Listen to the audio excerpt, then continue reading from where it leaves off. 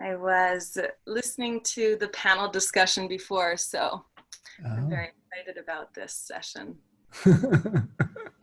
Yeah, thanks for being a kind presence and support.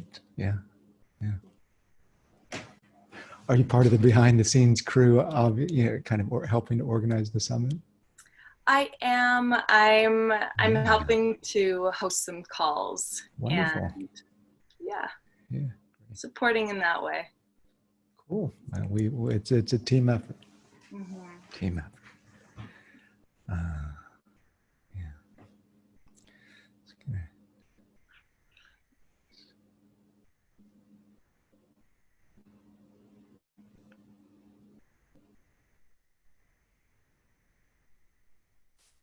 Welcome, everyone. I see more and more of you joining in, ready to go.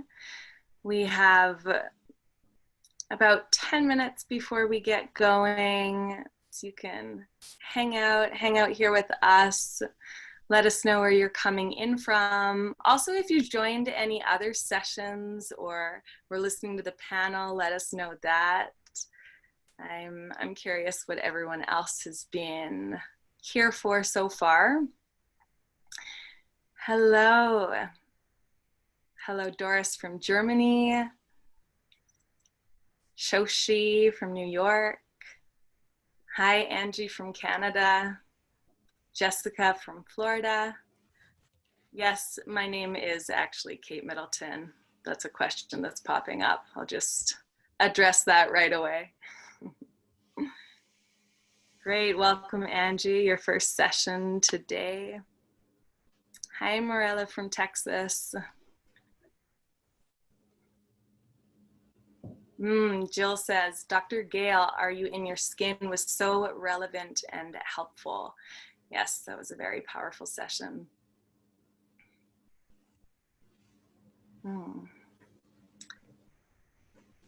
Fourth session today. Wow, Isabel from Toronto, way to go, hanging in strong. Shoshi says, I heard Dr. Wong speak today. He was awesome, looking forward. Welcome, everyone. It's really fun to hear from you all and where you're coming in from, getting a sense of this community we're co-creating already. Yes, Maggie, you are 10 minutes early or right on time, depending which way you look at it.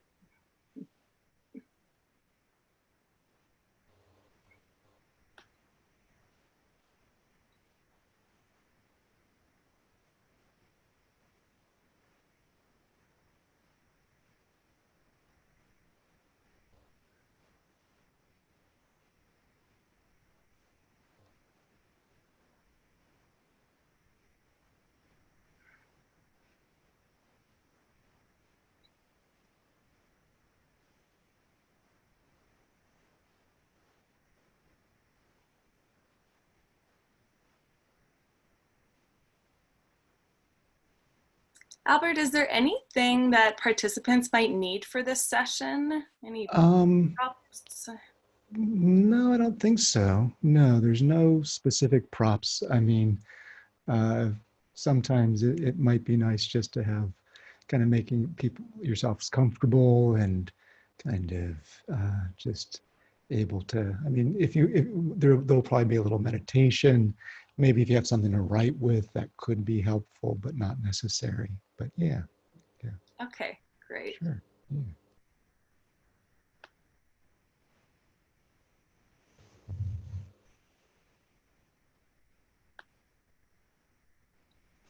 Yogi Collective says, I'm really excited for the session. Thanks, Dr. Wong.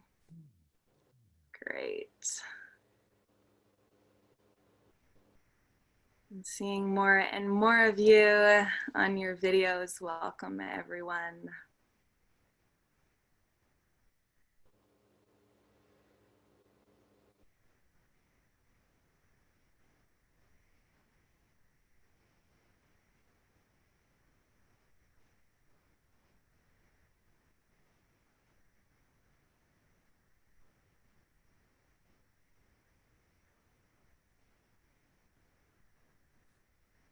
TV Pro says, can we please ask Dr. Wong to tell us a bit about his background? Oh yeah, So just so you sure. know, that's in there if that is something you address in your No, presentation.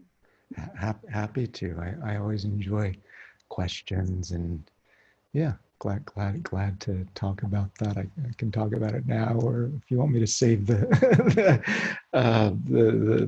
fireworks. No, I mean, yeah, I'm happy to share about that. You know,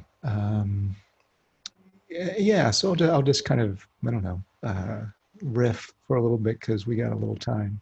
Mhm. So just for TV Pro's question, I think like many of the people who are on kind of teaching in this conference, excuse me, um, I mean, we come from a wide range of backgrounds, a wide range of backgrounds. I was a bit of a high flyer in terms of academics. I set off to become a physicist. My father was a physicist. He wanted a young physicist, and I think he named me Albert after Einstein because he had hoped that maybe I'd become a physicist, which I did for a little while. I went to school where he went and studied physics where he went, and won some of the same awards that he won. But it didn't fill me. It didn't fill me in my heart and in my being. You know, I mean, there's an elegance to it, and maybe as you watch the presentation, you'll see a little of the physics influence, because I like writing diagrams, and there's still some of that in me. But I really longed for human connection, right? Human connection rather than just kind of like numbers and kind of formula. So that's a little bit about my background. I don't know. I don't know if I jumped the gun, but appreciate the question, and Yeah. always appreciate kind of what you guys write. Yeah, you're welcome, TV Pro. Yeah, and and I'll just mention one of the panel members having a somatic school they created. So the panel that was earlier today, just to catch you guys up, because I don't know if you know how like amazing people are. I think Scott Lyons, kind of Dr. Scott Lyons kind of described it a little bit. But Don Johnson is one of the elder statesmen of the field, you know, and he founded the first, I think this is correct, yeah, CIIS, the California Institute of Integral Studies, the first somatics program in the United States. And so he was a trendsetter, the voice in the wilderness in academia when there was no voice. And he helped to legitimize the field and kind of create a really flourishing program in somatic psychology that's still existing today. Um, and and uh, and that's in San Francisco. Christine Caldwell also.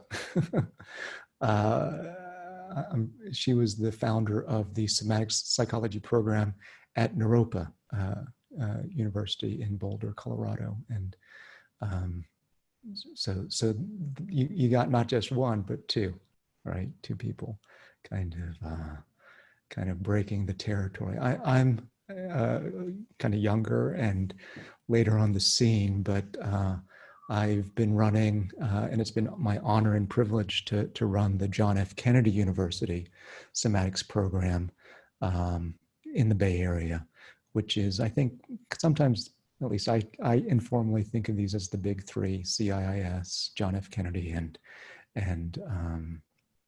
Naropa. So anyways, I saw that question from Kara, so I just wanted to answer that. Yeah, And thank you. yeah, yeah, Pat Ogden is really important. She's the founder of sensory motor psychotherapy. And I mean, everybody kind of branches off from everybody, but Pat Ogden used to be in the body of work called Hakomi with Ron Kurtz. Ron Kurtz founded that. Pat Ogden, with his blessing, kind of founded her own school or own, I don't know, model sensory motor, but these are very, very similar.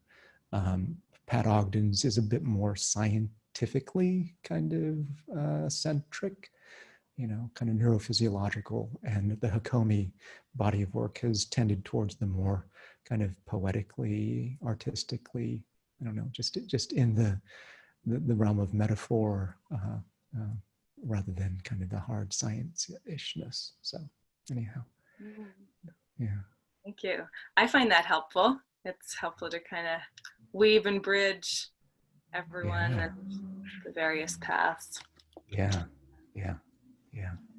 I could answer the questions, totally. Yeah, Naropa represent, right? And yeah, I think that was before. Well, Peter Levine, I think Peter Levine was just kind of, I think the 90s is when he started kind of blowing up a little bit, kind of, getting his crew and going through the world teaching. But anyways, yeah, that was before Peter Levine. Thomas Hanna, he's credited with kind of the first person to use the word somatics, right? To coin the name somatics. So he's kind of another elder statesman of the field. I mean, he passed away a while back, but yeah, absolutely. Yeah, Europe is special. Great, a little history of somatics. Yeah. Great. Okay, so we are about ready to begin here. Welcome everyone, to those of you who are just signing on now. And welcome to the Embodied Psychology Summit. I'd like to take a moment to thank our sponsors who make this possible, Embodied Yoga and Omala. I am Kate Middleton, and I am your host for this session, which is Healing Trauma from Fragmentation to Embodiment with Dr. Albert Wong. And before we get going, I just want to cover a few Zoom pieces so that we're all starting on the same page. You'll notice that your microphone is muted. You'll see the mic icon on the bottom of your screen is red with a line through it. You will be muted for the whole session so that we can all focus on Albert and the presentation. And we encourage you to communicate. So use the chat box and share with us any insights you're having, any ahas, as well as any questions, and we might have time to address those during or towards the end of the session. And if you are using the chat to share insights and questions, please select from the drop down in the chat to everyone so we can all see it. And that also helps us feel like a community and together in this. And if you have technical questions, please select to the tech assistants and you could message them privately and they'll help you out straight away. So with that, I'm going to introduce Dr. Albert Wong and hand it over to him in a moment. So Dr. Albert Wong is a leading clinician and educator in the field of somatics. He is the director of somatic psychology at JFK University, as well as the founder of the online educational platform Somatopia. Thank you all for being here live with us, and thank you, Dr. Wong. Over to you.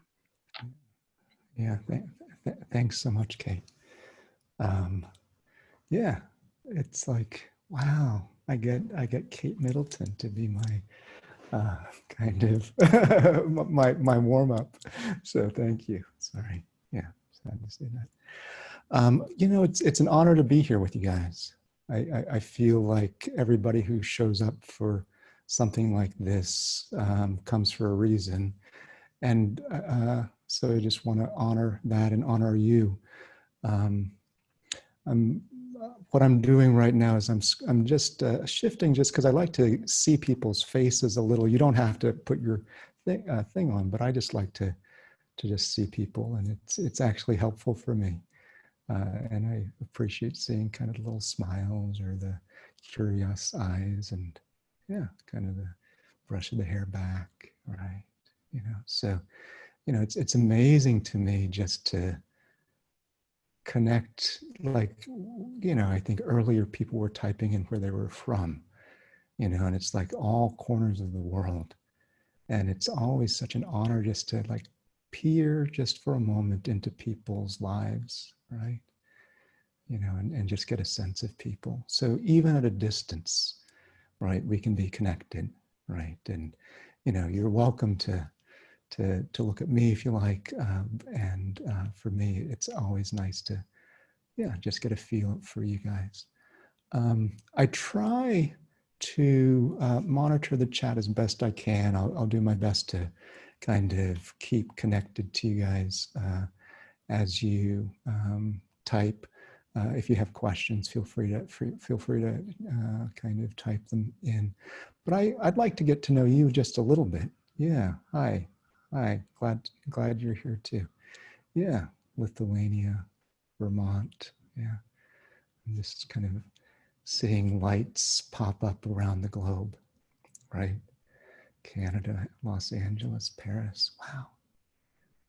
It's almost this flow of the world kind of saying, here I am, right? It's like, it's just kind of streaming through. It's like, I just have an image of the globe lighting up on some level, and so there's this,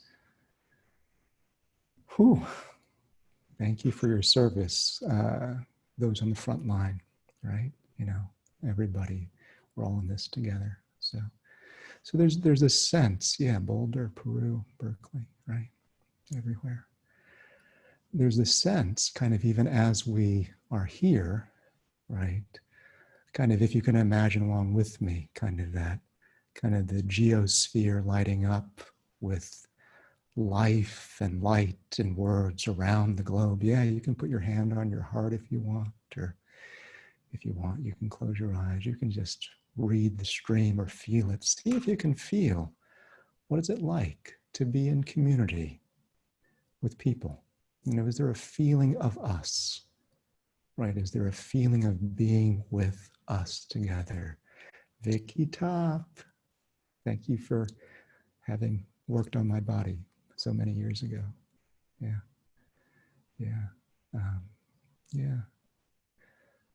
So just feel that, the connection, if you can, if there's a feeling, because when a group is together, right, kind of connecting, sometimes you can feel the group field, right? So, you're welcome to continue to just let this stream of whatever you type kind of come through, right? It's a blessing to be here with all of you. I believe that too, right?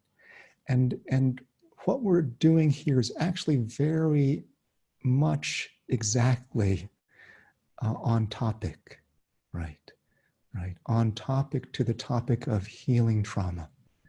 Like, how do we heal trauma, right? From fragmentation to embodiment, right? So you can imagine first coming onto the call, here you are on the call with all these people, maybe in kind of this kind of digitized space. But maybe as kind of we've slowed down and started to connect, maybe through me a little bit, you've been able to start to feel connection rather than fragmentation. You've been able to feel kind of less alone, maybe supported, the feeling of community, right? So kind of maybe there's a way in which the fragments of the world are coming together, right? And kind of just by gentle care and gentle attention. Okay, so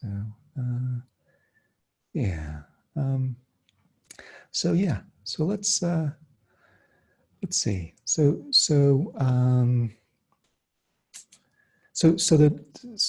the topic is healing trauma from fragmentation to embodiment. And it's billed as an experiential session. Now it's interesting because it's a 300, 400 now person group. Okay, so we'll do the best we can. But the invitation is, as you listen, to, kind of participate, right? To participate just as you are. So many people have kind of chimed in with their location and with their love, right? And see if you can take that in. Uh, so, um, so I've gotten a sense of like kind of uh, yeah, kind of just the globe lighting up with everyone. I'm kind of curious, just in terms of people's, I don't know, like why people came to this session. I mean, you know, like what was it that drew you to this? Is it like, are you kind of healing professionals? Are you, okay, trauma psychologist? Okay, for personal healing. Okay, to help heal your own trauma. Okay, healing yourself. Need healing. Okay, so there's a mixture, right, of practitioners, um, you know, counselors, people wanting to reach out. It sounds like therapists studying, and then like personal work, right? Yoga teachers also. Okay, wanting to improve before you die. Wow. Okay, yeah, that's a good one. Yeah. Okay, so yeah, I like that one, to lessen the burden of others. Right. Okay. So okay. All right. So there's a mixture. Right. Yeah. Yeah. There's a wonderful mixture of why people are here and kind of what your backgrounds are. And it sounds like there's some people who kind of are pretty familiar with trauma therapy. How many people feel like they kind of are familiar with it? Some? Yeah. Some, a few, okay, a little. And then for how many of you is it kind of like new, a little bit newer? It's I, I, so is it, are most people like, okay, so most people kind of know about it, or no, not? Okay. Oh yes. Okay.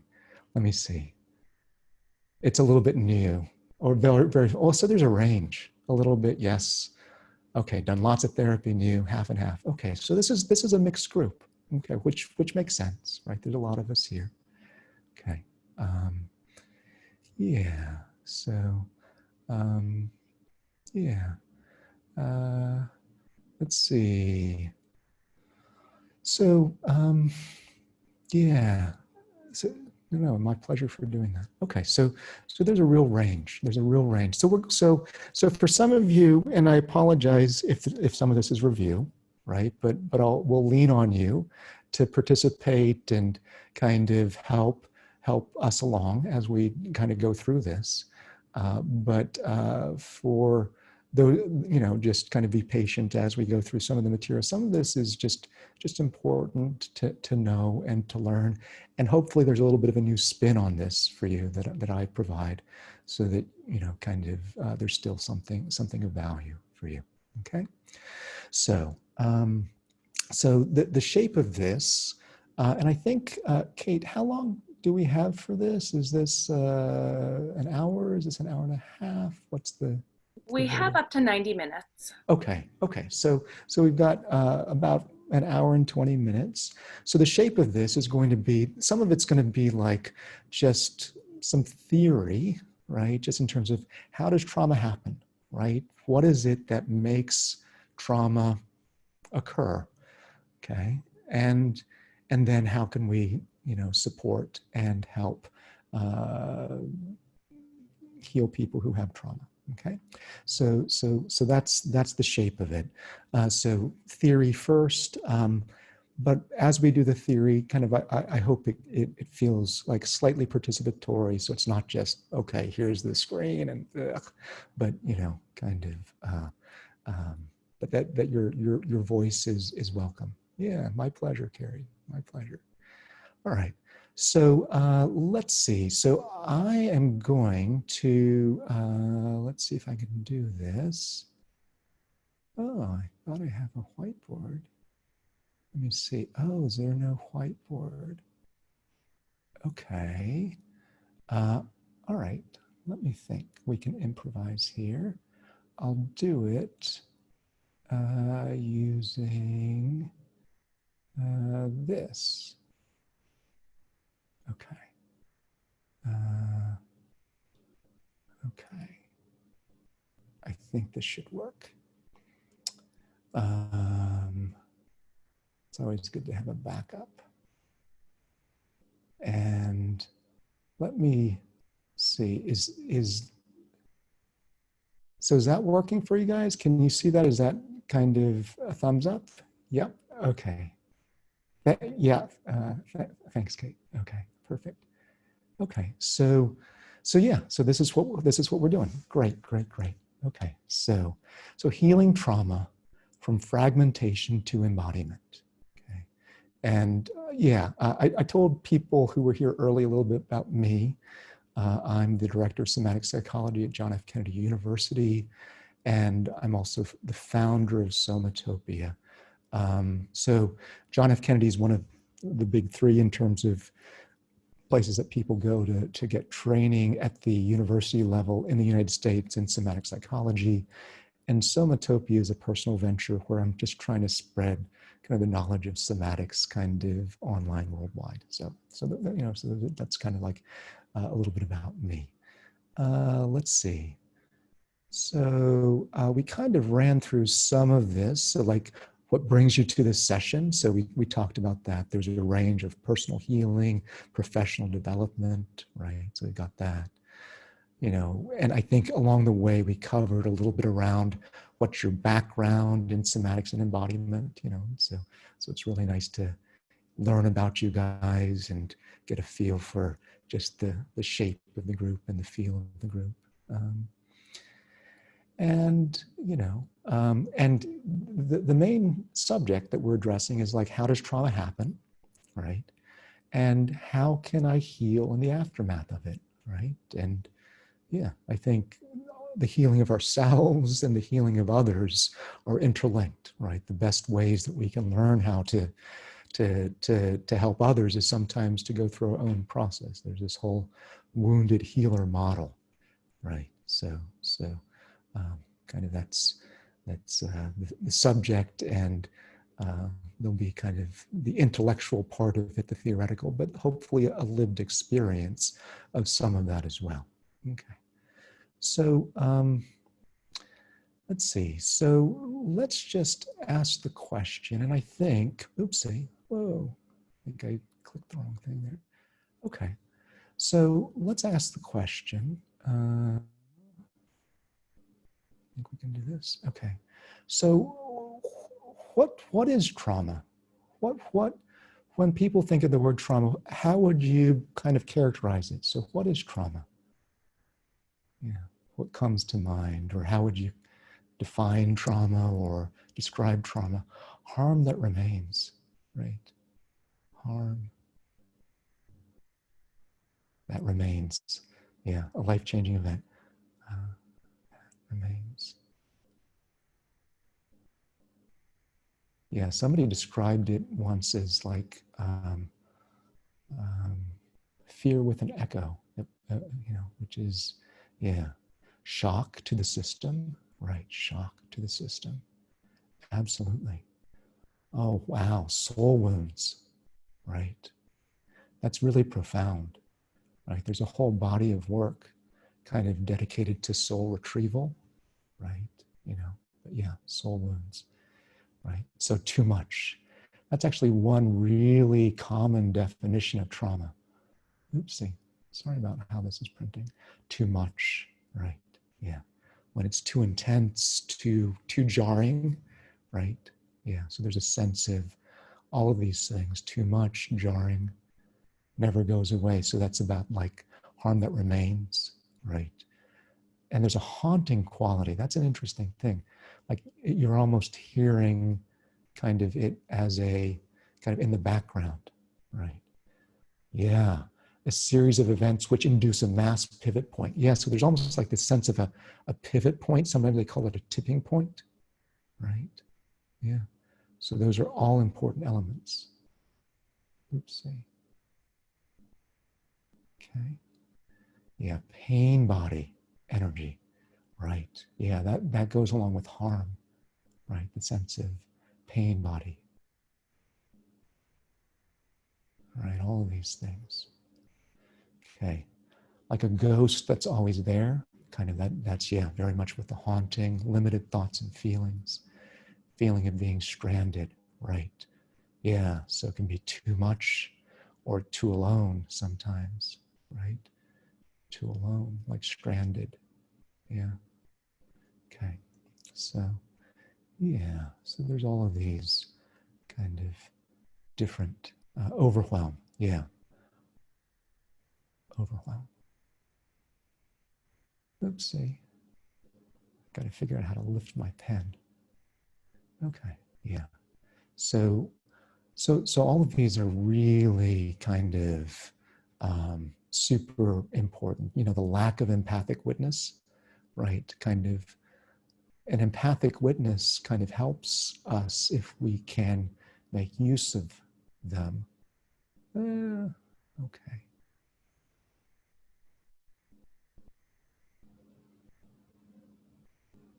Yeah. Yeah. So, yeah, absent areas in the body, right? And that's an interesting notion, absent areas.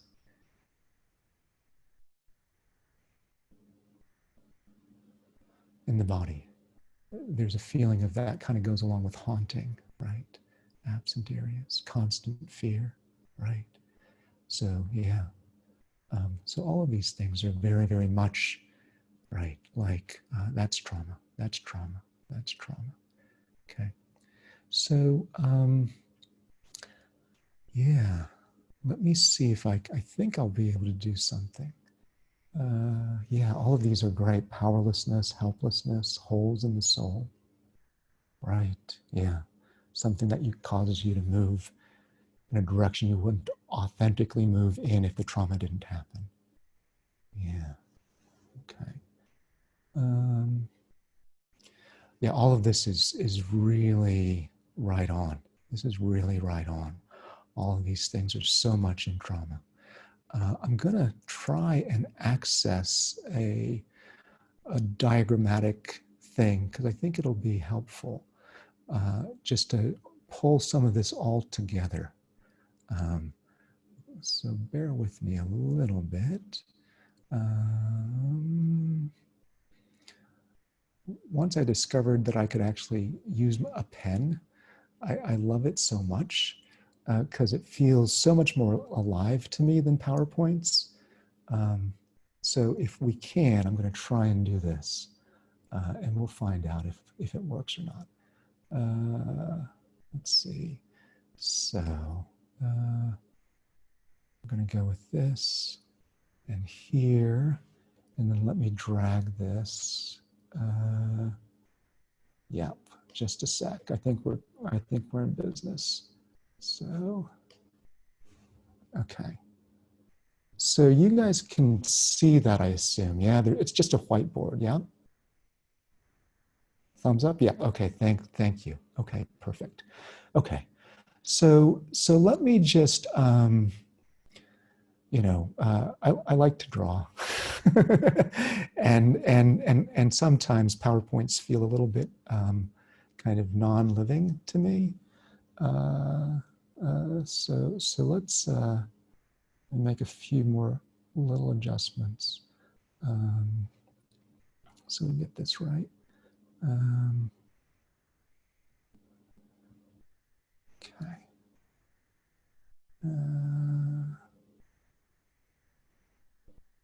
Okay. Okay. All right. Oh, you have a little trouble hearing. Okay, yeah. Thanks for the feedback. I'll bring my mic closer to me, and I'll try to speak a little bit louder. Okay. So okay, we're good to go now. Thanks for that. And I think we're back. Hold up. We'll share again. And okay. All right. There we go. Okay, great. So I think this is going to work. All right. And if it doesn't, you can ping me in the chat. And I'm going to lift my microphone closer to me so hopefully you can hear me a little bit better. Okay. Yeah, but all of these things like the body stuck in the past, you know, you guys are, yeah, there's a me too. Yeah, that's a nice one.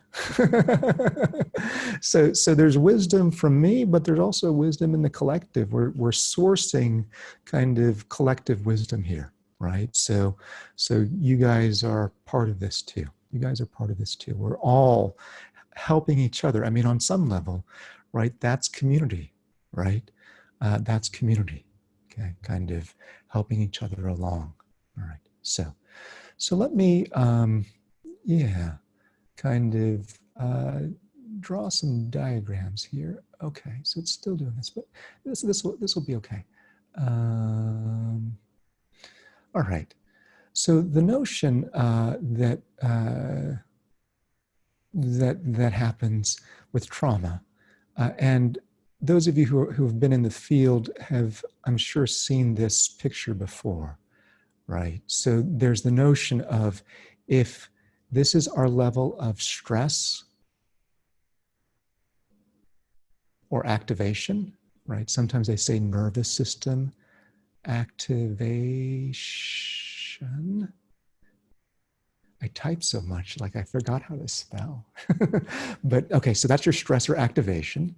So normally, what ideally happens is, like, here I am, and I'm just walking through my day, and then something a little stressful happens, and maybe it's a little bit more stressful, a little bit more stressful.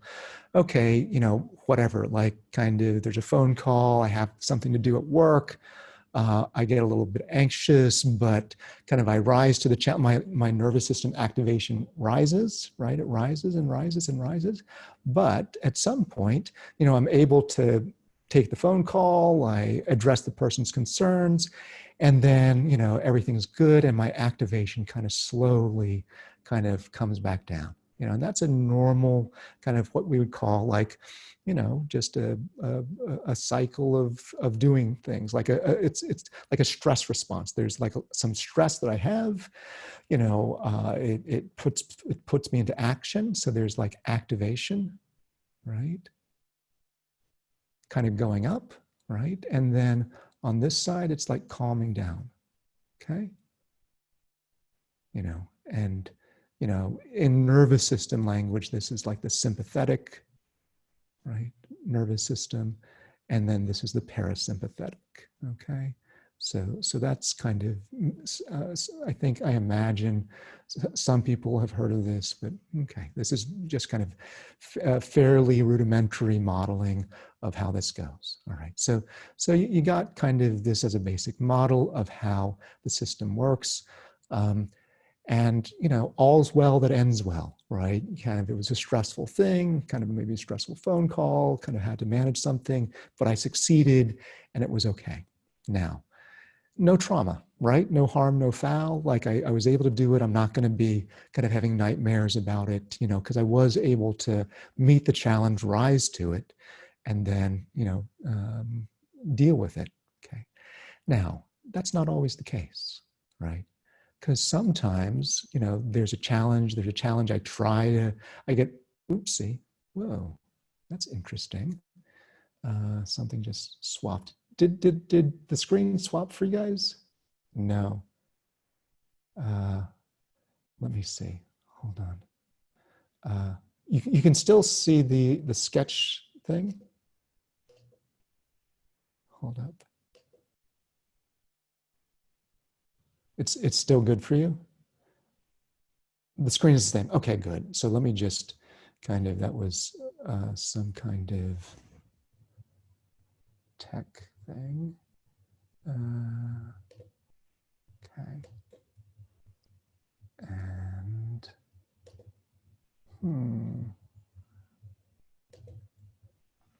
let's see. Okay. Thanks for being patient and bearing with. Okay, so, all right.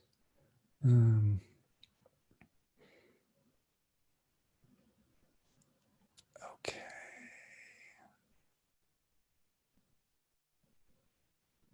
All right. Okay. So, okay. So thank you. Thanks for being patient. I'm just catching up. All right. Yeah, my pen stopped drawing. Okay. So I think we're back. All right. So this is kind of the normal state of affairs. You're kind of like stressed, but this time, like there is a level of stress that continues and rises, and there's the phone call, and you're trying to deal with it, but you know it's not dealt with, and then something else happens, and it just piles on, and piles on, and piles on, until you know there is this. I think somebody described it as a pivot point or a tipping point, right? Beyond which it's like it's too much. It's too much, and you're in. And these some of other people called it like overwhelm, right?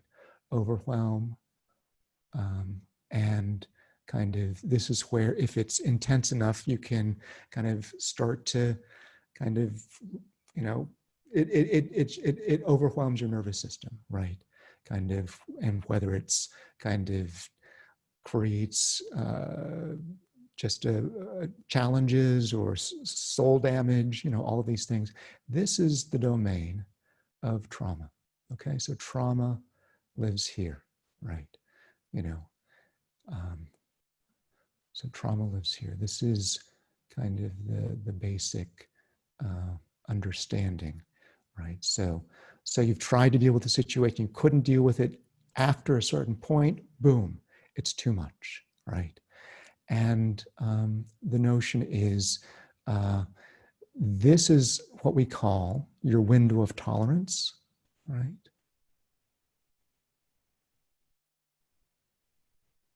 Okay, sometimes also the range of resilience.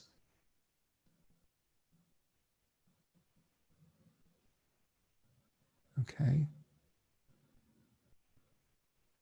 Okay, range of resilience. And here, you're in what they call hyperarousal. Okay. Okay, so your nervous system is overwhelmed, right? And your system can't handle all of the input that is coming in. It's like short-circuiting the system. Okay, and in this domain,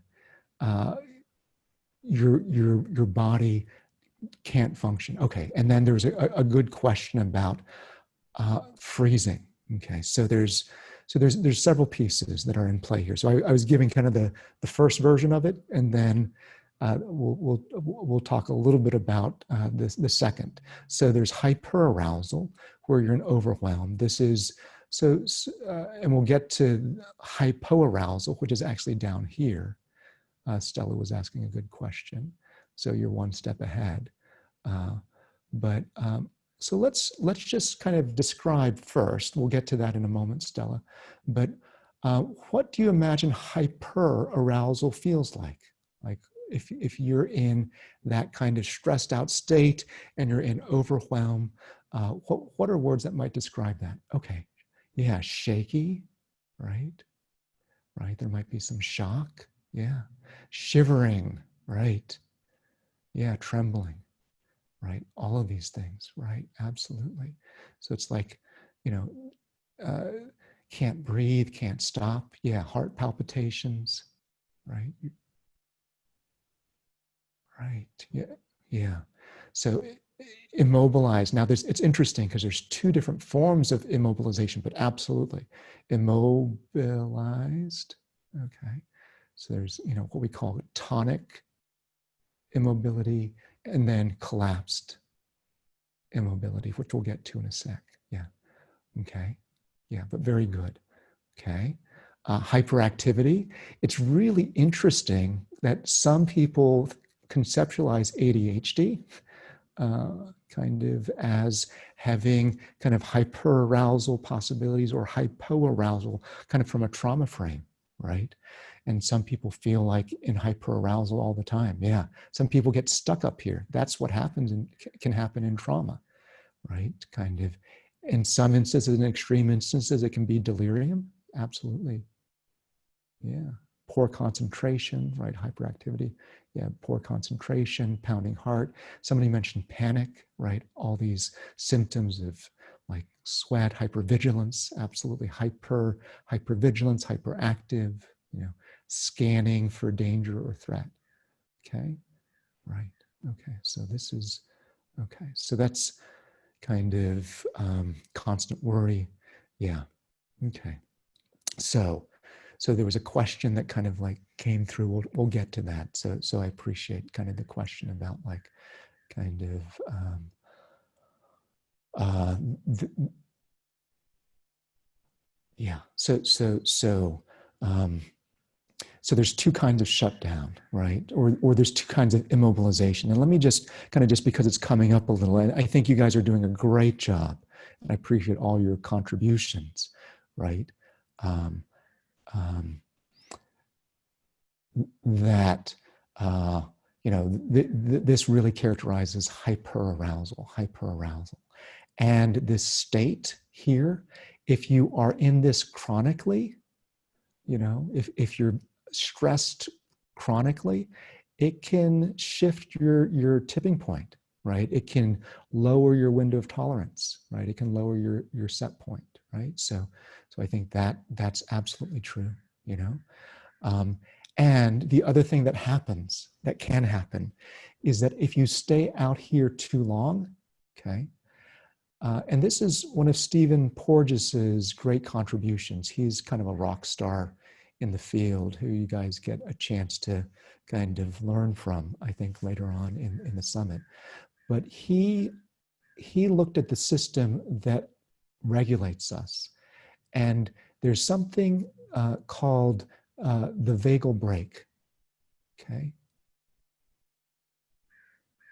Okay. And there's two branches of it. I know this is kind of technical, but you guys, I don't know. I mean, sometimes it's helpful to have some of the lingo, and polyvagal theory is really kind of hip right now. It's really, taken the world of somatics and trauma a little by storm. So it's good to know. It's good to know. Yeah, some people are familiar with the polyvagal, so good. So there's a notion of, okay, so when we are getting stressed,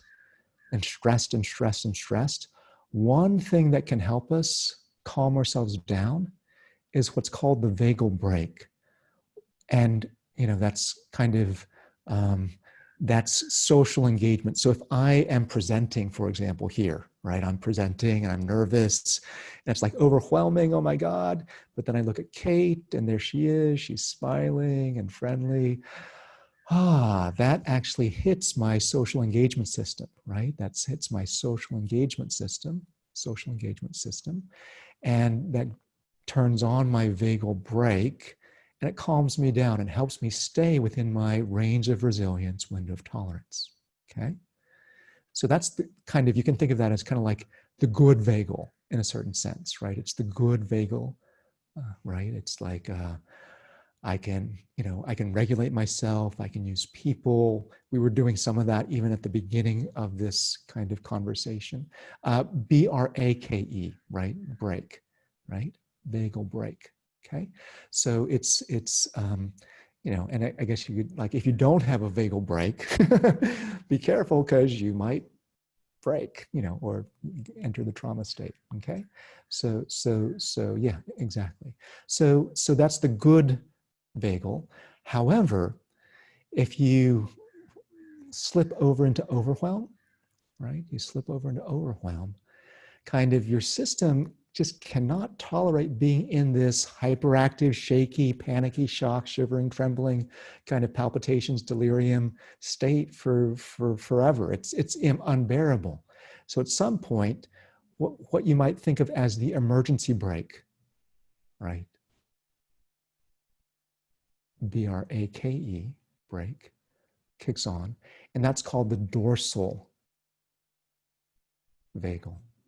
Okay, and that like takes us down pretty quickly, all the way down into this area, okay, of collapsed immobility, right? So yeah, social engagement system, right? Thank you for your support, Sharmila. Yeah. So yeah. So it's collapsed immobility. Sometimes people this is kind of like if you've ever seen a possum, right, that's overwhelmed, like playing possum. It actually, because it's in such a state of shock or fear, its system gets overwhelmed. Dissociation, absolutely. Dissociation. Okay, that's okay. Dissociation is exactly. So um, so that's so those of you who have some sense of this kind of what might yeah, the ventral vagal is like your car's handbrake. Well, that might actually be so that the car's foot brake is the ventral vagal, and your car's handbrake is like the emergency brake. That's how I would think of it, Genesis. I don't know if that makes sense. Like your emergency brake. Like, yeah, okay. Yeah, it is fascinating. So I'm glad you guys are kind of digging it. So yeah, so besides dissociation, well, let me just describe, and it's really fascinating. If you see people get overwhelmed, at first they're excited, but then it's almost like sometimes they faint, right? Because it's just so overwhelming, right? Or they dissociate. It's like, I was able to be here and I'm really scared. It's actually super overwhelming. I'm starting to panic. And then like I just go blank. And I don't even feel like I'm here anymore. Maybe I feel numb. I feel disembodied, right? Yeah, and this is the shutdown. This is the shutdown kind of freeze state. Now there's different kinds of freeze, and and that's why there's this distinction between tonic immobility and collapsed immobility, right? So let me kind of just be specific about this, right? Yeah, numbness is absolutely kind of accurate down here, okay? So tonic immobility is when like you're a deer in the headlights, you're frozen, like you're not moving, right? So it's almost like you're immobilized, but you are so alert, right? So you're kind of like, you're frozen, but every sense that you have is super alert, but your body's not moving, but you're kind of like all wound up like a coil, and that's tonic immobility, right? Okay. Collapsed immobility is more the dissociated and shut down, freeze, numbness, right? Kind of, that's kind of that whole system. Okay. Um, I'll just kind of back up a little because there was a question about polyvagal. This is like a really kind of broad ranging thing, but the reason why it's called polyvagal, there's something called the vagus nerve, right? Vagus for vagabond or wandering nerve, right? Kind of vague. It's the same root, and the nerve kind of comes out, I think it's the 10th cranial nerve, and it innervates, it just wanders through so much of the body, right? It just kind of goes through, kind of it innervates the face, kind of the viscera, and and there's two branches of it: the ventral vagal, right, and the dorsal vagal. So because there's more than one part of it, it's called polyvagal, right? And the ventral part, kind of, which kind of connects it up with the face and kind of our capacity for smiling and language and vocal tone, helps us feel calmed, right? That's why it's the good kind of break. It's the good the ventral vagal. You want to tone your ventral vagal. You want to enhance the flow of that. And the dorsal vagal is actually kind of what shuts us down, right? That's a evolutionarily more primitive kind of system. That's the thinking. Okay, so okay, yeah. So. Okay, so here we go with this whole model and system of what causes trauma. So trauma is basically kind of when our system, and maybe I'll try a different color, okay, kind of gets activated, and then it gets to be too much, right? This is the too much area, okay? And then we're in this trauma state, okay? And then two things can happen. We can be in hyperarousal, Or if we hang out there too long, we get shunted down to hypoarousal, shut down, numbness, dissociation, or freeze. So there's different types of trauma, all right? So, okay, so that's kind of the first pass. And some of you guys who are in the field, you know, maybe have seen it before, but for some of you, this might be new. Let me just pause and just check in and see how we're doing with folks. So are people kind of on board with this? Is this kind of yes? Yeah, thumbs up? Okay, nodding your head? Okay, good. Okay, so this is helpful. Okay, yes, exclamation mark. Good, yeah, okay, cool. Thank you. Okay, I'm glad, I appreciate you're regulating my vagus nerve, right? I'm getting kind of some social engagement, and I'm taking a deep breath, right? Okay, so we got people on board, and it's working. Yeah, you know, yeah. And I might not be able to get to all the questions. I am trying my best, but if I don't, feel free to post it in the Facebook group. So, you know, and we'll try and follow up there as well. Okay. Yeah, and you can live in hypo and hyperarousal for years, or fluctuating back and forth between. You know, absolutely, for sure. Okay. So, all right. So let's continue on. Yeah. Well, thank you for the care and the prompts. All right. Yeah. Nice longitudinal review. Okay. Good. Okay. So let's maybe why don't I save that just in case people want it. You never know. And then I'm going to clear the screen. Let me see if I can do that. Sure, there's a way. Okay, yeah. Okay, new. All right, so yeah. So that's the first pass. Now, here's the deal, okay?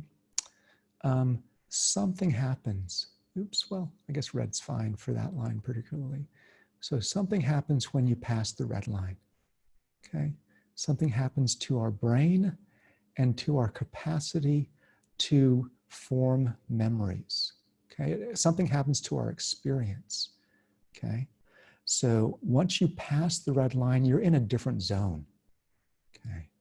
So in serious circumstances of trauma, right, you know, memory doesn't consolidate in the way that it's supposed to, and your experience doesn't hold together in the way that it normally does. Like, okay, when I'm down here on the curve, right?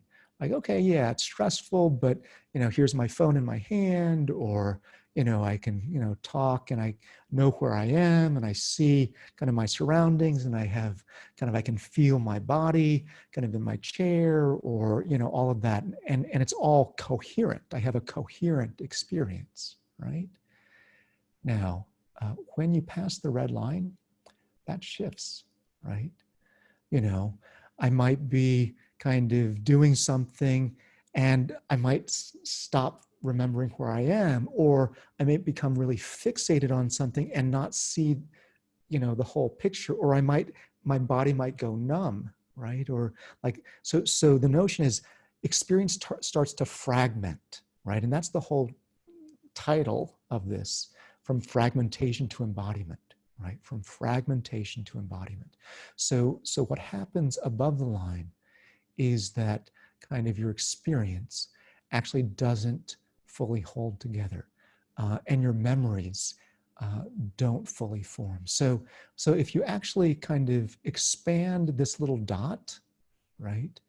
And this was, I mean, there's many people who contributed to these ideas. I'll name the most prominent model within kind of current somatic thinking, all right? So if you expand this little dot, one way of thinking is it's actually a pentagon. There's different models that think it's a triangle or a square or a pentagon or an octagon. You know, it's not that, the details are less important than kind of the feel of it, but they think it's a pentagon made up of the following elements, okay? And it's called SIBAM, SIBAM, okay? And it stands for sensation, okay, image, affect, which basically means feeling, okay, behavior, and meaning, okay.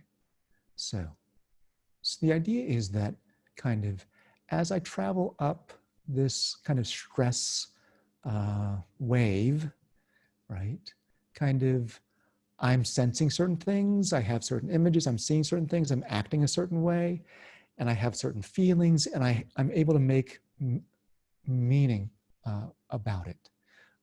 So I'm able to make meaning with it, right? And it's coherent. It all hangs together. It's all fine, okay? Now, what happens is kind of as I enter the red zone, the zone of overwhelm, of trauma, things start to break apart, okay? My body might kind of go numb, or kind of I might stop feeling things, where I might kind of be flooded with feeling, but I might not even know why or what it means, right? I might not be able to like remember what I'm doing or where I am or what's going on. Images might start to become jumbled. I might only remember like the sound of the glass breaking, right? Or the closing of the door, the slamming of the door, right? But I don't know, well, what was going on? What does that mean, right? So the idea is that kind of this experience that was coherent starts to fragment apart, right? You know, so that's that happens kind of when you're in this zone, this notion of fragmentation, okay? And these fragments of memory are just kind of hanging out there, and they don't know where to go. They're just hanging out there. It's like, okay, this experience happened. I don't even kind of maybe totally remember what it was, but for some reason, I keep getting haunted by this image of like uh, just like a door slamming, and I don't even know why, right? So fragmentation starts to happen above here, okay? And neurobiologically, what's going on is the memories can't be encoded appropriately, right? There's something that happens in trauma with the hippocampus, where the hippocampus is basically a part of our brain that timestamps memory, right? It stamps a memory. And so, for example, if I had a burrito and I ate it yesterday, oh, okay, I know, well, that's a memory and it happened yesterday, and the hippocampus remembers it and timestamps it, okay? Okay, yeah, yesterday. But in trauma, that goes offline, right? And we aren't able to stamp the experience with time, and the experience itself becomes incoherent. It fragments apart, right? Okay, and it becomes impossible to file away. Okay, we weren't able to organize it, make sense of it, put it together as a sensation, an image, affect, behavior, and meaning. We weren't able to put it together and file it away. So it's just kind of left hanging out there. And so as we're walking along, like our brain is still trying to file it back down, right? But you know, that's what getting triggered is, right? It's like we're trying to process something, but we don't know when it happened, right? Because it's not time stamped. And it feels like maybe it's happening right now when we get that, like, oh, there's somebody and they just closed the door loudly, and all of a sudden, like I'm in shock, right? So it's really it's hard to live like that. I'm going to show you I love the image with the timestamp and implicit memory, absolutely. Just to switch things up a little bit, I'll show a video. Let me see if I can do this. I think I can, because, yeah, so this was courtesy of the generous people from, I think, kind of London trauma, a group in London that put this together. And I think you can see that, yeah? Yes. Yeah. Okay. Thanks, Kate. I lean on you. Okay. So yeah, my pleasure. My pleasure. Okay. So this is a video of your brain and how it copes or can't cope with trauma and what happens. Okay. So let's give this a go. Okay. Let me make sure you can hear this. And if you can't hear this, do let me know and we'll play it back. Okay. This is your brain, and there's a part of your brain called the hippocampus, which is a little bit like a filing cabinet. Within that filing cabinet, you store what we often refer to as normal memories. Now, normal memories have a number of different characteristics. These memories are generally organised, categorised, and sequential. They are verbally accessible, and you have control over the retrieval of these memories. For example, if you wanted to retrieve the memory of what you did on New Year's Eve, then you could probably provide a fairly coherent account from A to B. These memories are time-tagged, which means you know when they happened. You know that your memory of New Year's Eve was just after Christmas and sometime before you went back to work in January. And these normal memories can be updated by new information. This means that if you had a memory of arranging to meet a friend on New Year's Eve who didn't turn up, your memory might have been that your friend let you down. If you later found out that your friend had been in an accident, you would update the memory to include this new information. The hippocampus, your normal memory store, is connected to a number of higher function brain regions involved in regulating emotions, language, and abstract thought. And your hippocampus helps you to process, interpret, and contextualize information. Now, imagine that you are heading out today. You might be thinking about what you've been doing so far today. You might be wondering what you'll have for dinner, what time your partner will be home, whether or not you locked the back door, worrying about somebody, remembering something that you've forgotten to do. You might be looking at your mobile phone. At any one time, we process a lot of complicated information and emotional responses. Imagine all of this is going through your mind just as you're about to cross over the road and suddenly you see a truck hurtling down the road towards you. What happens? Well, there's another part of your brain called the amygdala, which is like the brain's alarm system.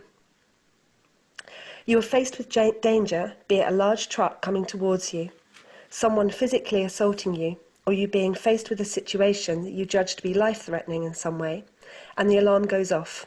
Essentially, danger, do something, or get hurt. Your amygdala, your brain's alarm system, sends a signal to the rest of your brain and your body. Your heart starts racing so that oxygen is pumped around your body to your muscles so that you are ready for action.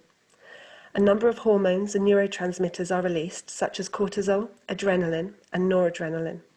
This is your body's fight-flight-freeze response.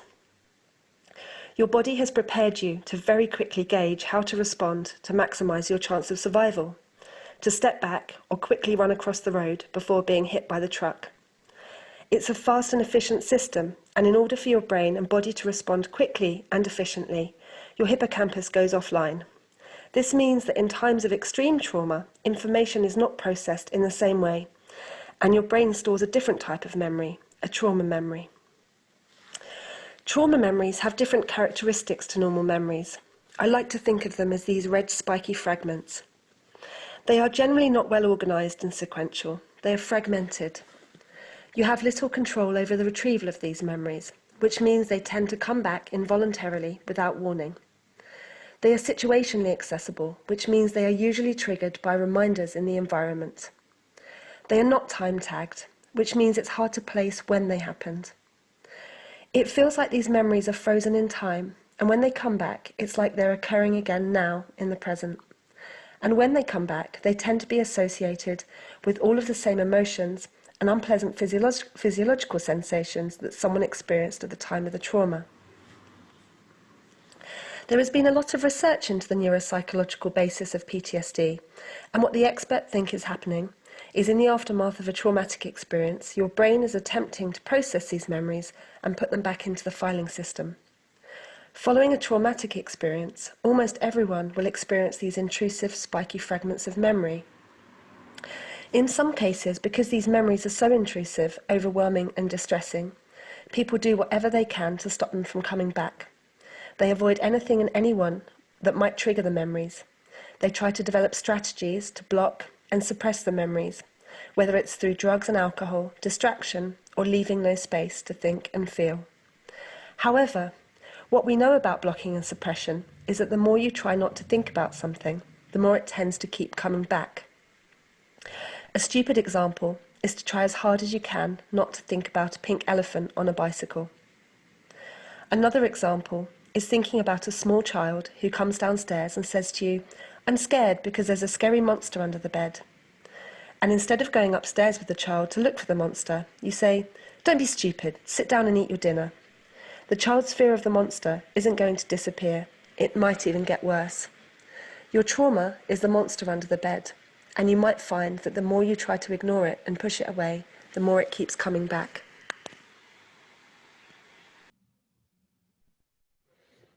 Okay, so let's pause that. Okay, I think we're good. Hold up. All right. Okay, so yeah.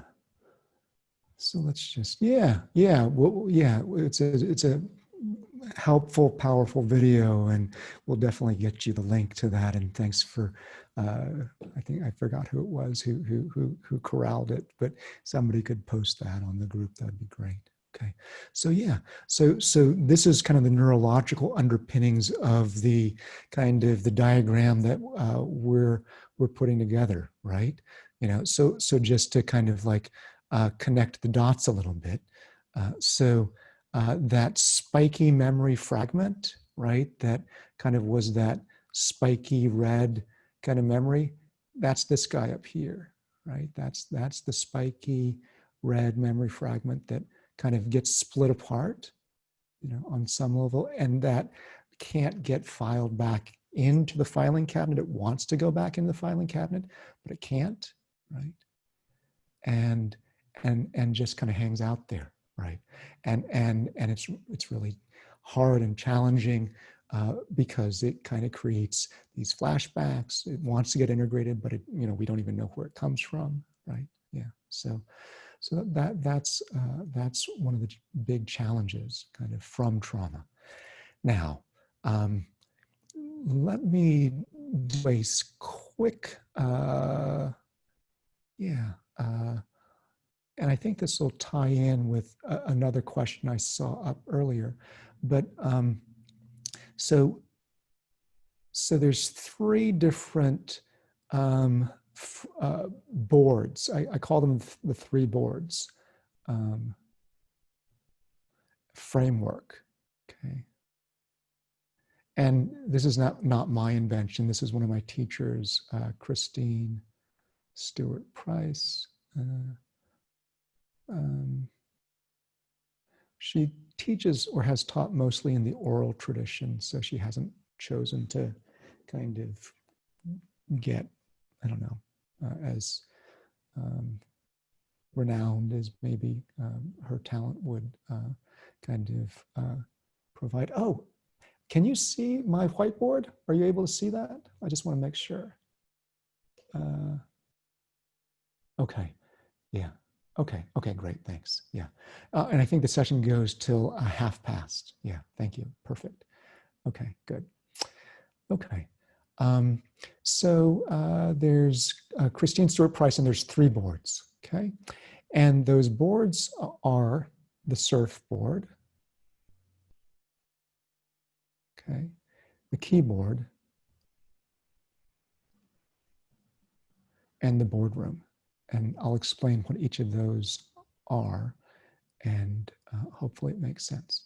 So when you're working with somebody who has trauma, you want to check to see, are they on their surfboard or are they not, right? So if you think of this as a wave, right, this kind of,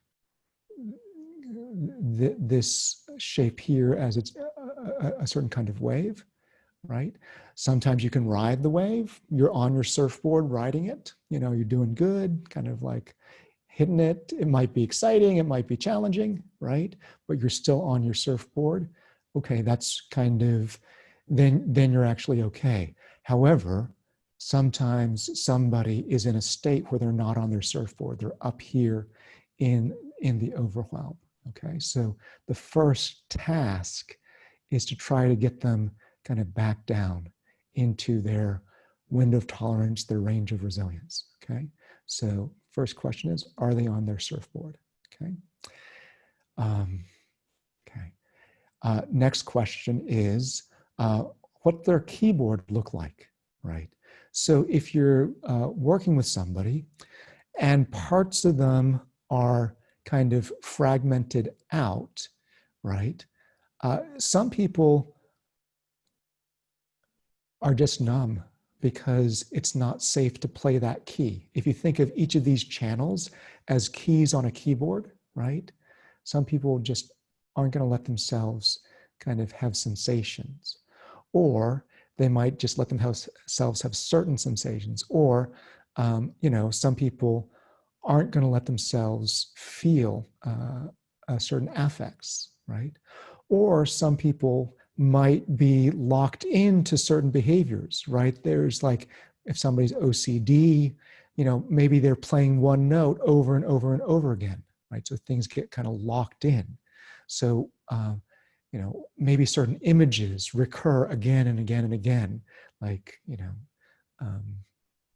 loud noises are super startling. That's the only note that they can hear over and over and over again, right? Or kind of, or they always make something mean a certain thing, right?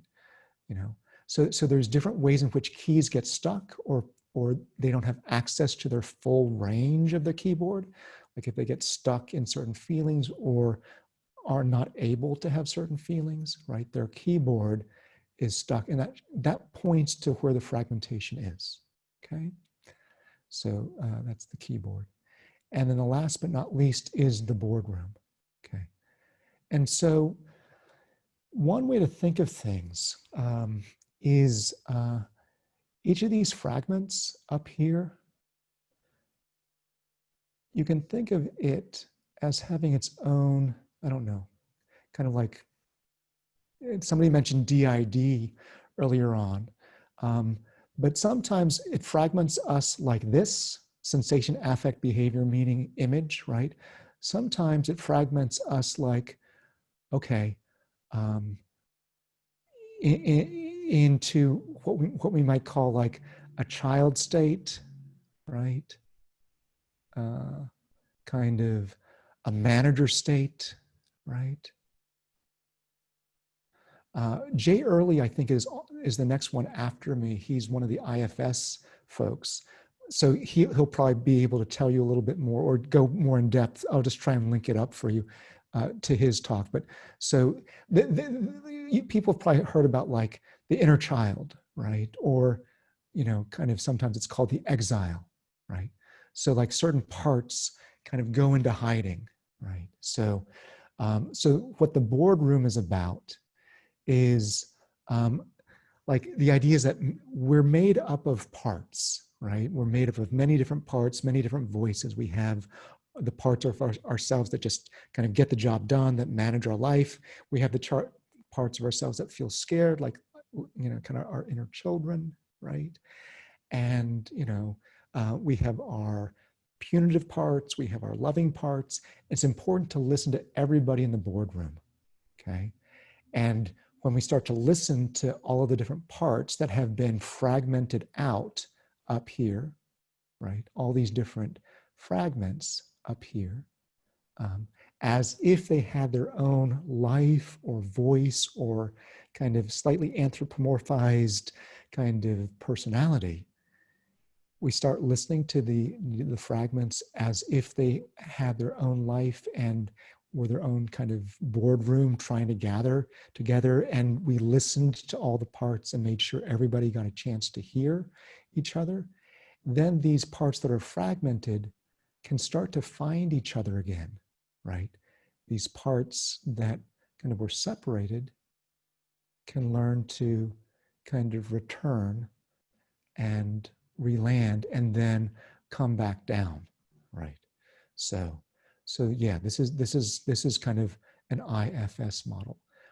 Yeah, polarized personality. Yeah, IFS talks about polarization, right? So I'm not sure if that's exactly what you're referring to, but yes, there can be polarization, polarized personality. You know, sometimes when I've drawn kind of this diagram of CYBAM, you know, it can fragment out in terms of sensation, image, behavior, affect. But yeah, there can be kind of multiple. Uh, it's multi-dimensional, and so you can have certain constellations where a fragment kind of lands with certain pieces, right? Okay, so maybe the red fragment, like hang together, that's a certain kind of image plus meaning association, and then maybe a different fragment has a certain behavior, right, plus sensation that goes with it. So anyways, the fragments, it can get, I don't want to get too complex about it, but you know, there's ways in which kind of the CYBAM model, right, of fragmentation is very related to kind of an IFS model, right? Kind of an internal family systems model. Sorry for, okay. So this kind of like different ego states, right, that can get fragmented apart and that are trying to find each other, right? So that's kind of the different stages. Okay, so I hope I didn't lose too many people with that. Did that kind of make sense? Let me just pause for a moment and just take a breather and check in. Okay, is that kind of making sense-ish? Okay, yeah, a nod. Okay, so nods. Okay, so okay, good. Okay, yeah, all good. Okay, great. I'm glad that people are following along. So let's yay. Okay, great. Okay, great diagram. Okay, let me save this. Okay, so yeah. Okay, so in what is trauma treatment? So trauma treatment, basically, so we've talked about the 3 boards. So there's also 3 phases, okay, which kind of goes along with these 3 boards, right? Yeah, how do lost parts find each other? Really good question. Really good question. So here's how it goes. And this is just like the thumbnail version of it. First, step number 1, and typically they break it down into 3 phases. The first phase is you have to do what they call add resources. I'll just make a little R for resources, okay? R for resources means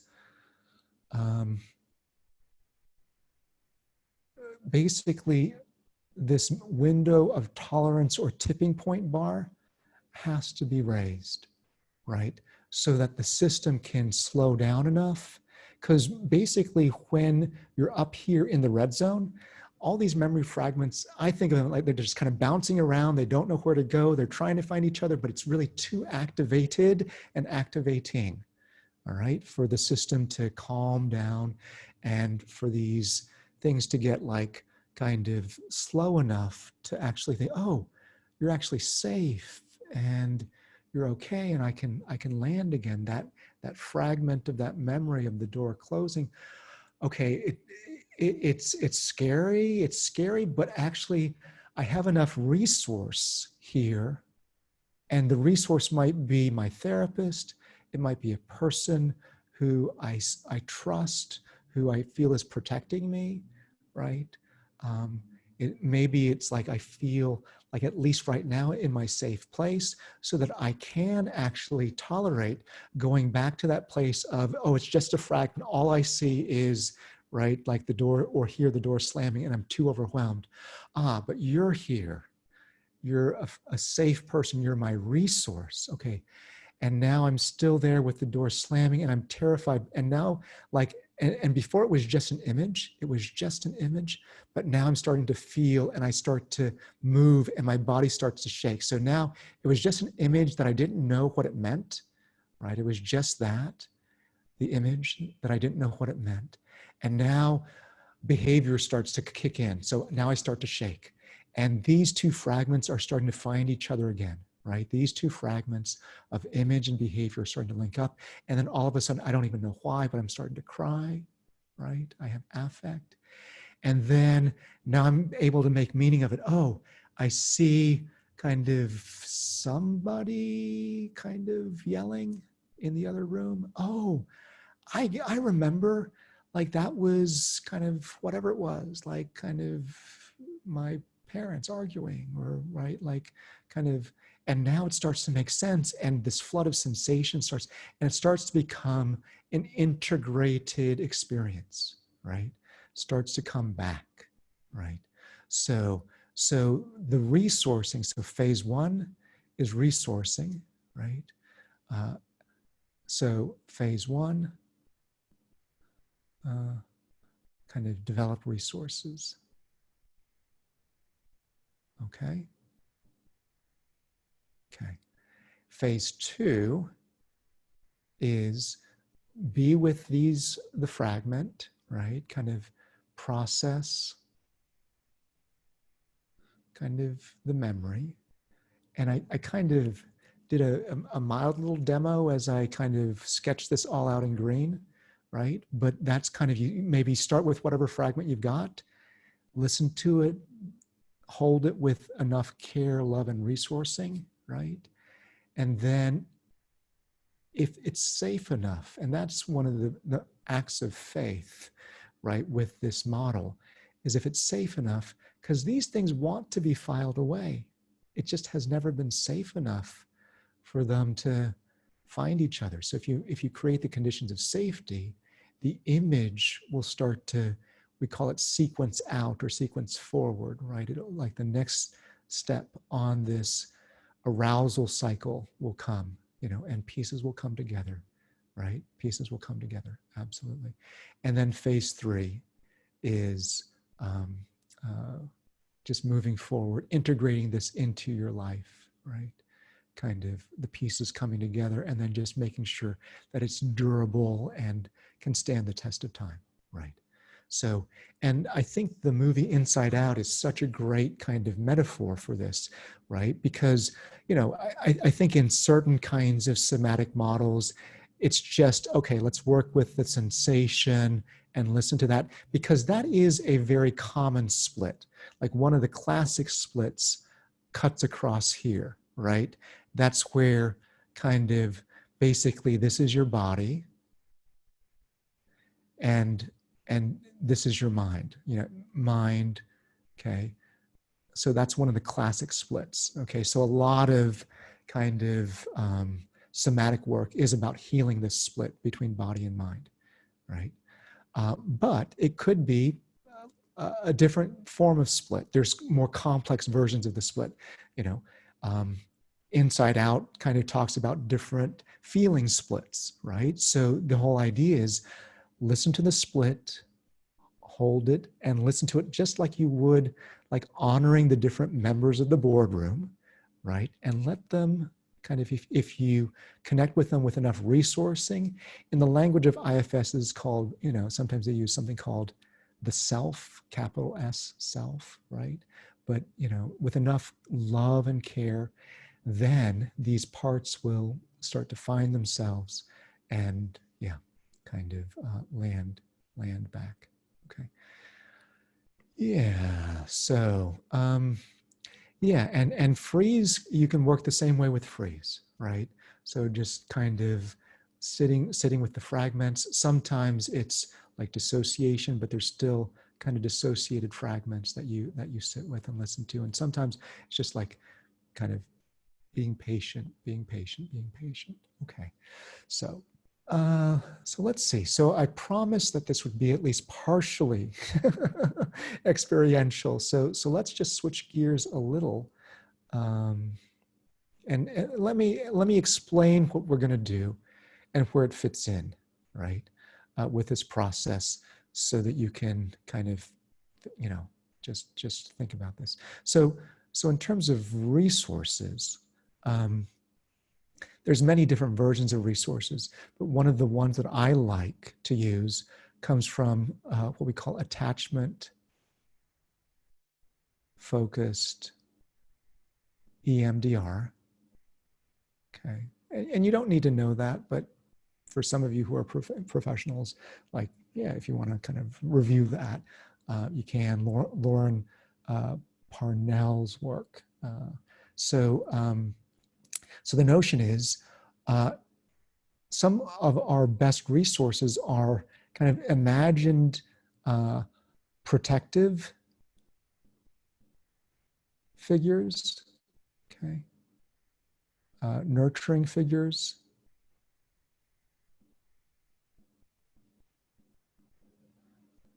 wise figures, okay, and then a safe place, okay.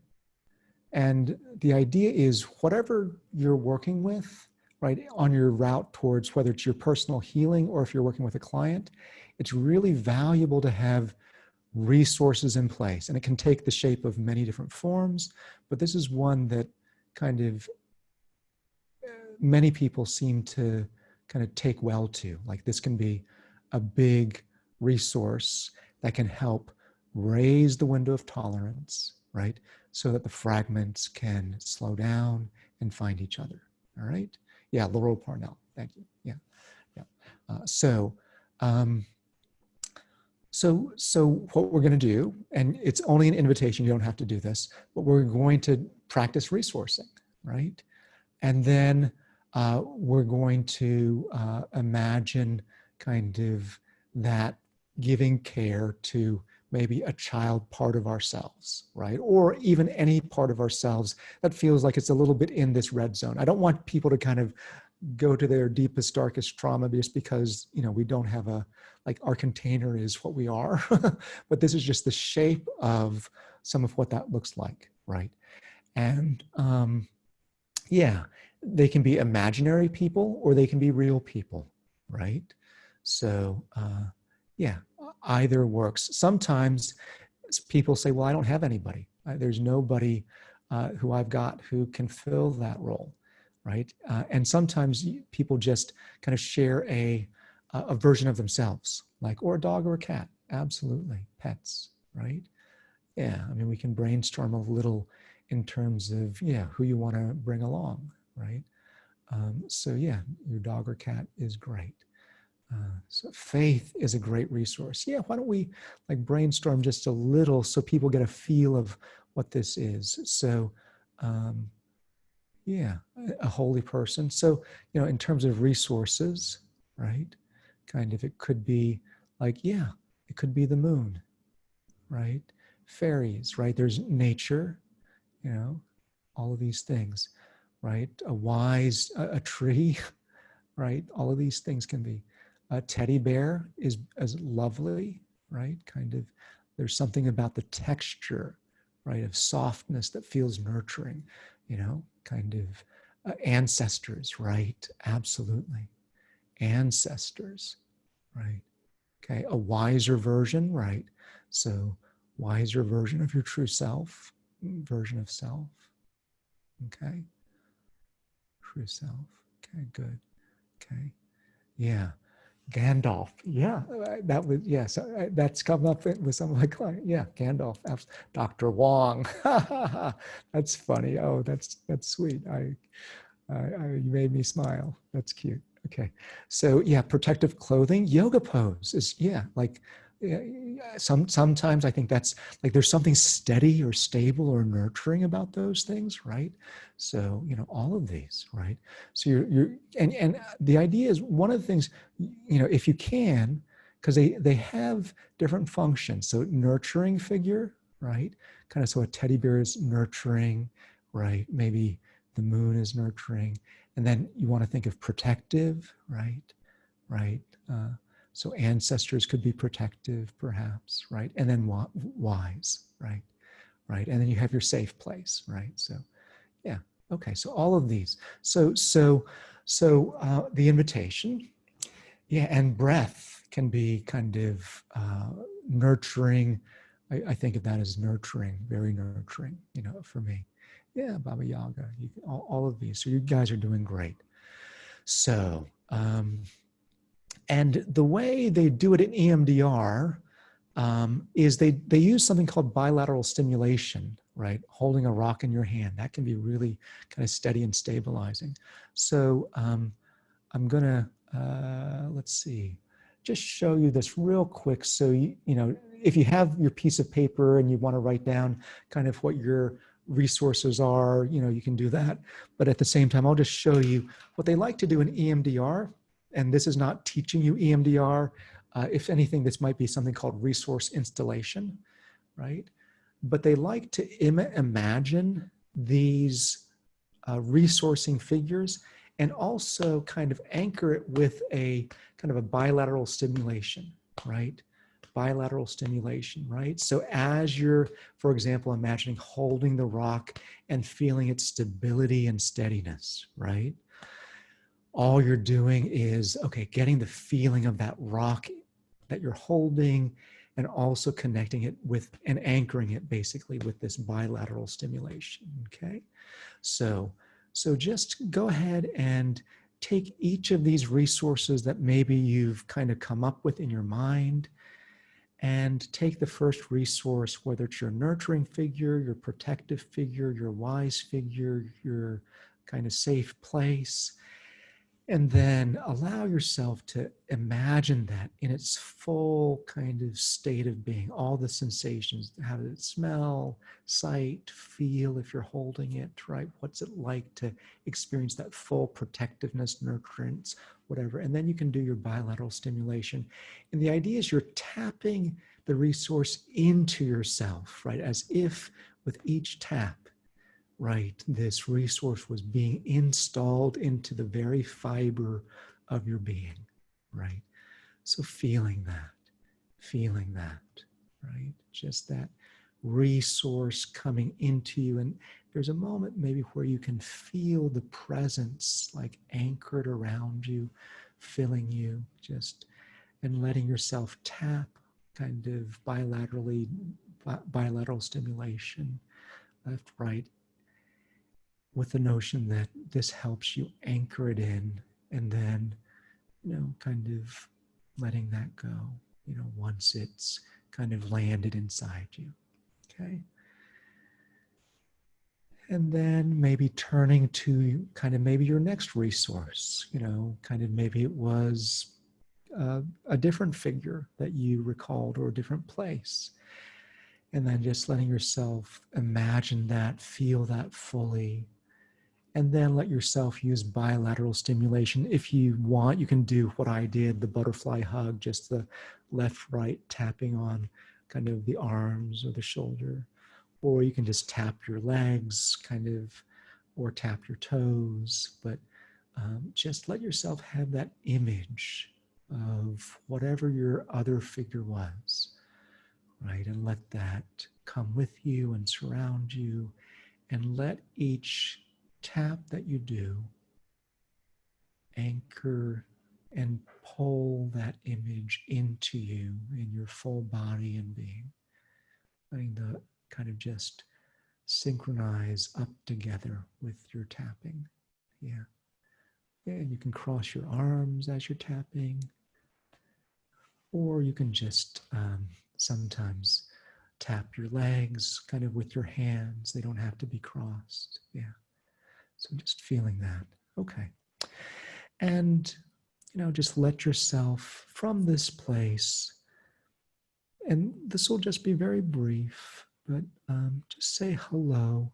Just say hello to maybe a child version of yourself, or any part of yourself that needs a little care, nurturance, protection, wisdom, or love, right? So what part of you needs a little TLC or needs protectedness, right? And just come alongside that part with these parts, these resources alongside with you, right?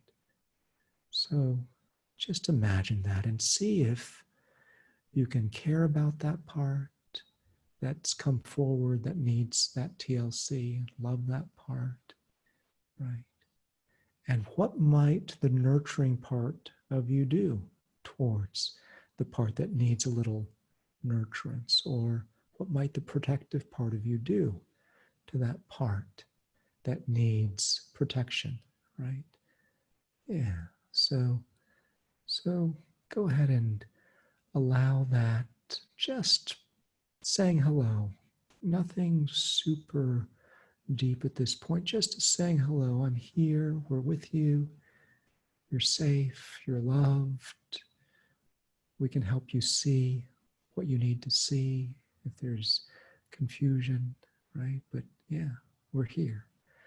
Just touching that and saying hello, and knowing that you can come back to this experience anytime you want, anytime you want. And if the tapping helps bring this sense back, that's kind of a good anchor for you. So the tapping can sometimes help. Okay. So go ahead and just allow yourself to feel that and say thank you to that fragment, that child, or that whatever it was that needed that kind of care and TLC, tender loving kindness or something like that. Yeah, tender loving care. And yeah, just let yourself kind of come back to the space and just re-landing with us in community, right? So this is us in community. Yeah, my pleasure. And so we're coming up on the end of our time here. And yeah, this has been just a wonderful experience for me. You know, yeah. If you want, you can, just kind of anything that you want to type just to come to closure.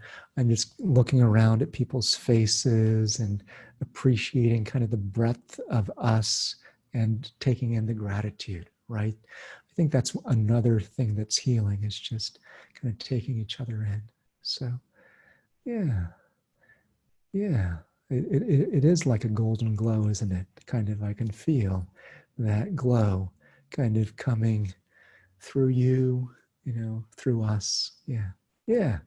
It is like you can just recover a part of yourself. And we're doing this together. So, yeah, it's my pleasure to be your teacher and guide today. And yeah, if you have other questions, feel free to kind of ask on Facebook. I'll try, and if people want the slides, I'm happy to try and share those too. Okay, so great working with you, and thank you so much. Thank you so much, Dr. Wong, for this session. I myself got so much out of that, and I'm feeling very relaxed now. And yeah, deeply appreciate this experience. So thank you very much. Yeah, my pleasure. Mm-hmm. Yeah. One of the ways we like to land these sessions with is by asking the presenters if they could just close us out with something that you feel inspired by at the moment, maybe a thought or a quote. And I'll give you just 1 minute to think of that while I mention a few other things and then come back to you in a minute. So for all of you who are still on the call, the next session coming up is an introduction to internal family systems therapy, IFS, which is great. It kind of piggybacks on a lot of what we explored in this session. And that's with Dr. Jay Early, and that's in 30 minutes from now. So if you can, come on back from that. And we also have created a Facebook group. We'll put the links to this in the chat box. And if you haven't joined the group, head on over there now and do that. And please share any of your insights, your takeaways, also questions, and perhaps Dr. Wong will be able to answer some of your questions, though I'm sure there are many, so perhaps just some. And yeah, being part of the Facebook group really gives us a felt sense of being in this together and community, and that we are journeying and part of this experience. So head on over there and check that out. And if you'd like to keep the Summit classes forever, please visit our Summit collection page. We'll also drop the links in the chat box for you.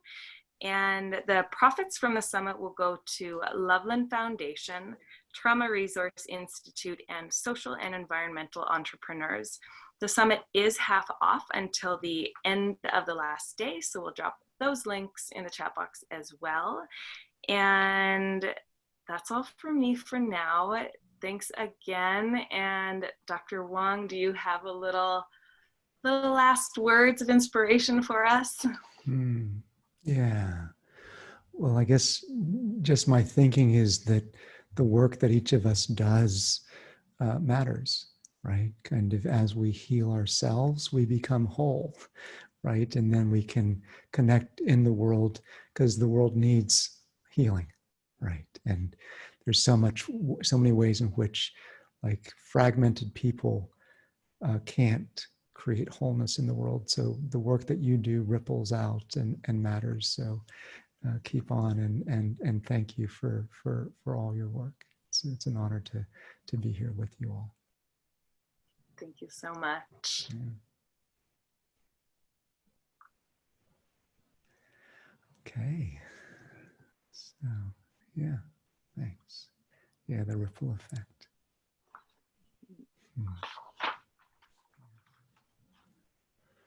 Yeah, yeah, for sure. Yeah. Yeah. Oh, yeah, I know. Kind of, it's fun just to hang out in the afterglow, isn't it?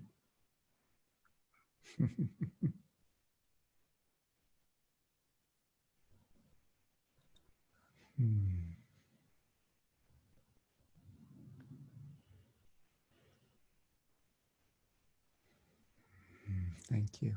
Thank you. Yeah, if there's other questions, I'll try and get to them on Facebook. But yeah, yeah, yeah. No, it's my pleasure for sure. Breakfast time. Somebody's in a different part of the world. Yeah. I think the recordings are generally available maybe 24 hours afterwards. I think as soon as Zoom kind of processes it, there's some processing time. Yeah. Oh, thank you. It's, I feel that. Yeah, thank you. Yeah, it's kind of, it's surprisingly sweet just to read your words. Oh, that's a sweet thing to say, Sandy. Yeah. Oh, that's kind, Sai. I saw you asked a question earlier, and I hear that you're, yeah, I imagine that there's, yeah, hang in there. Yeah. Yeah. Thanks, Tim. It's very kind of you. Yeah, one of the other things that heals is gratitude, like when we can enter that place. So, yeah.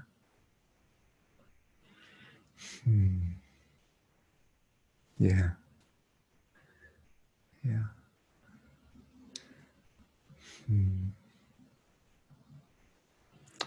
I do. I do have other lectures or resources online. You know, it's one of my aspirations and purposes. So there's a website I run called Somatopia. So if you're interested, you're welcome to, no pressure, but you're welcome to check it out. Yeah. Okay, no worries. That's totally cool. I totally get that. So yeah. Oh, thanks. Okay, so I think we're this is the last kind of ringing bell that's being rung, but yeah, it's so nice to be with you guys, and yeah, thank you for being such a wonderful group, and without you, you know, it's a co-creation. That's what this was. It was a co-creation. So yeah, thank you. All right, so I'm going to sign off, and yeah, okay. Thanks everyone. All right, you take care.